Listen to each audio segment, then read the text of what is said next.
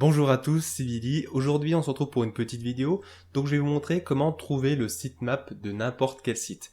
Donc, tout d'abord, qu'est-ce qu'un sitemap? Un sitemap, c'est un fichier XML ou HTML qui contient toutes les pages, qui liste toutes les pages d'un site internet. Donc, que ce soit des posts, des articles, des pages ou encore des catégories, par exemple. Voilà, ou même les images.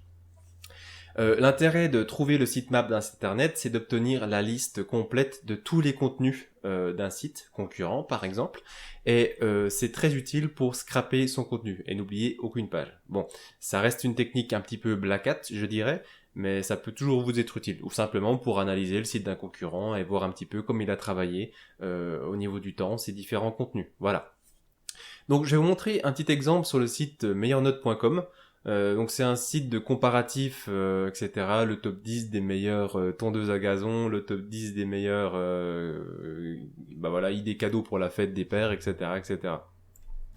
Donc lui, je pense qu'il a généré du contenu où il a écrit son texte à la main, il a fait énormément de pages, donc c'est très intéressant de voir un petit peu comment sur le temps, combien d'articles il a fait, comment il a évolué son référencement, sur quel article il a travaillé, etc., etc., etc. Voilà. Après, vous en faites ce que vous voulez, tout simplement. Donc, il y a plusieurs techniques pour trouver le sitemap d'un site internet. Donc, tout d'abord, la plus simple en général, c'est de regarder directement en bas de page et voir si la personne a mis un plan du site ou un sitemap.xml, des fois ils les appellent sitemap, voilà. Donc là on peut voir que la personne elle a mis un petit lien plan, donc on va cliquer dessus et on va voir qu'il a mis seulement quelques liens sur son site. Je ne pense pas qu'il y a absolument toutes ces pages. Il y a une deuxième technique qui va permettre de directement trouver le sitemap, voilà le sitemap, hein. Et du coup ça va être de taper l'URL du site, / donc là on peut voir meilleurnote.com / robots.txt. Donc le robot.txt c'est un fichier qui donne certains conseils, certains ordres aux robots d'indexation de Google, aux robots de crawling. Donc c'est-à-dire Google et Bing ou DuckDuckGo, etc.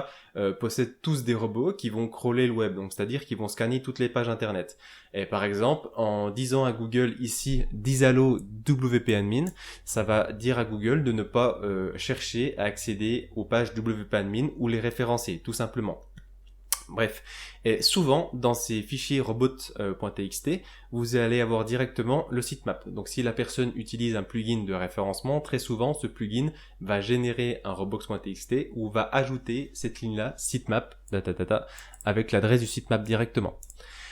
Il y a une autre méthode encore plus simple que ça, c'est que si vous arrivez à voir que le site est un WordPress ou non, donc il y a des sites qui proposent de savoir ça, vous tapez It is WordPress sur Google, comment trouver si un site est WordPress, vous allez trouver des outils qui vont scanner le site et vous dire via le code si le site est un WordPress ou non, tout simplement. Après il y a des histoires de design aussi, c'est très souvent que je peux voir directement si un site est un WordPress ou non, voilà, ça sera un coup de main à prendre. Bref, et du coup, si le site est un WordPress ou même un PrestaShop ou même, je sais plus si c'est pour Wix, enfin bref, vous allez simplement avoir à taper, par exemple, soit sitemap.xml, putain la galère, .xml, je vais y arriver, sur le site et vous allez peut-être tomber directement dessus. Ou alors vous allez taper sitemap_ index.xml, vous allez peut-être tomber au-dessus dessus. Donc en général, c'est toujours le même titre. Voilà. Par exemple, si c'est du Yoast SEO, du RankMath SEO, donc des plugins de référencement dédiés à WordPress, c'est toujours sitemap_index.xml. Voilà.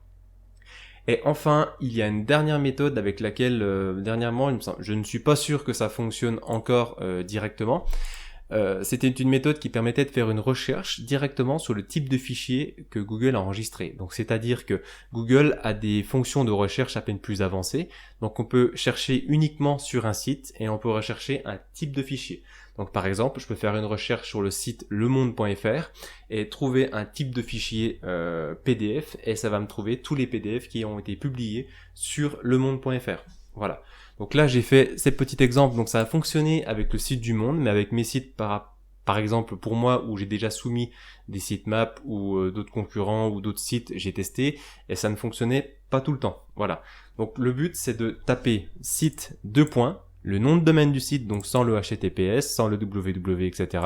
.fr et donner le type de file type .xml. Donc là, il va trouver tous les fichiers XML du site, tout simplement. Voilà. Donc j'espère que cette vidéo vous aura plu. Si jamais vous avez des questions, si jamais vous n'avez pas tout compris, n'hésitez pas à me le mettre en commentaire. Je me ferai un plaisir de vous aider et de vous répondre. N'hésitez pas à vous abonner si la vidéo vous a plu. Et sur ce, je vous dis à bientôt dans une prochaine vidéo. Tchuss!